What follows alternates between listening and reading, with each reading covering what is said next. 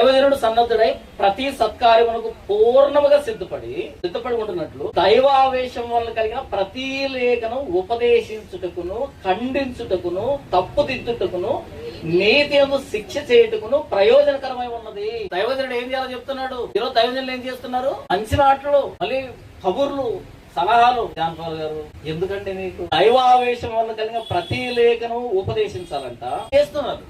ఇది చేస్తున్నారు. అది ప్రతిలేఖనం కాదు, సెలెక్టెడ్ సందర్భాలు. మీరు దావీదు, గొల్లియాతు, యోసేపు, ఫరో భార్య, 5 రొట్టెలు 2 చేపలు, ఇంకా ఏమన్నాయంటే ఆ యోన, అబ్రహాం ఆశీర్వాదం, యోబు ఆశీర్వాదం, అంతే. మీరు చచ్చిపోయేంత ఇవే, ఇంకేం ఉండవు. అవే ఉంటాయి. ఇప్పుడు టచ్ చేస్తారు, వాటిని టచ్ చేయరు. తగలప్పుడు ఎందుకు అవి చింపేస్తే ఒక 10 పేపర్లు మిగులుతాయి. ఆ 10 పేపర్లు సరిపోతారు. 1 పేజీలు వద్దా? వద్దు. ఎవరు చెప్తున్నారు? ఎక్కడ చెప్తున్నారు? నా బాధ ఏంటంటే పరిచర్య అంటే ఏంటో తెలియని వాళ్ళంతా ఈరోజు పరిచారకులు అయ్యారు. దైవజనుడు అంటే ఉపదేశించాలంట. తర్వాత ఏం చేయాలి? ఖండించాడు. దైవజనుడేనా? దైవజనుడే కదా. నేను చెప్తున్నాడా? బాబు చెప్తున్నాడా? ఖండించాలనా? ఎవరిని ఖండించాలి? ప్రశ్న. ఎవరిని ఖండించాలి? ఎవరినంటే కరుణాకు సుకునాని, లలిత్ కుమార్ని కదా. వాళ్ళతో మనకి ఏంది పంచాయతీ? ఎవరిని ఖండించాలి? ఎవరింట్లో చీపుతో ఊడ్చుకోరా? ఏమో మీ ఇంట్లో చీపుతో ఎక్కడ ఊడుస్తామా? మీరు పక్కింట్లోకి వెళ్ళి ఊడుస్తారా? ఒకసారి ఊడ్చండి చూద్దాం. ఉదయాన్నే ఒక రోజు లేచి పక్కింట్లో గేట్ అలా తీసుకొని లోపలికి మొత్తం ఓడ్చండి. మర్డర్లు జరిగిపోతే నన్ను అడగండి. మీరు చేసి మంచి పని చెడ్డ పని?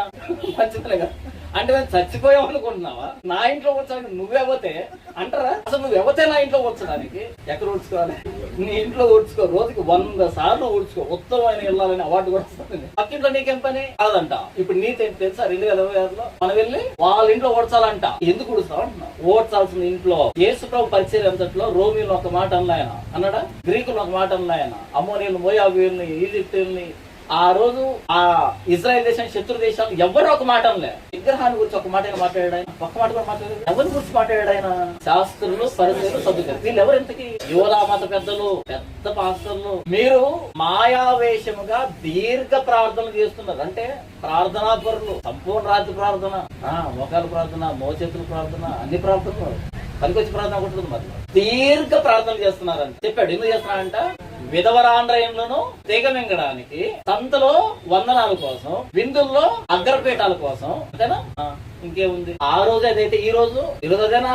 యేసు ప్రభు తన పరిచర్యలో బయట వాళ్ళు మాట్లాడలే, లోపల ఉన్న వ్యక్తులు మాట్లాడారు. సున్నం కొట్టిన సమాధులు మీరని సొంత యోధా జాతిని, సొంత యోధా మత పెద్దల్ని మాట్లాడాడు. వీళ్ళు ఎక్కించారు సిలువ. రోమిలు కదా ఎక్కించిన ఆయన్ని. వస్త్రాలు దిగువ ప్రధాన యాజకుడు ఇక సాక్షులతో పనేమని ఈయన్ను మరణానికి అప్పగిస్తే ఈ అల్లరి ఎక్కువ కాకుండా ఆ వ్యక్తి బలవంతంగా సిలువ ఎక్కించాడు. సిలువ ఎక్కించిన పిలాతు కాదు, ప్రధాన యాజకుడు. ఆయన ఏమన్నాడు తెలుసా? ఈ వ్యక్తులు నాకు దోషం కనిపించలేదు, నిరపరాధి, నా చేతులు అడిగేసుకున్నాను కడుక్కున్నాడు.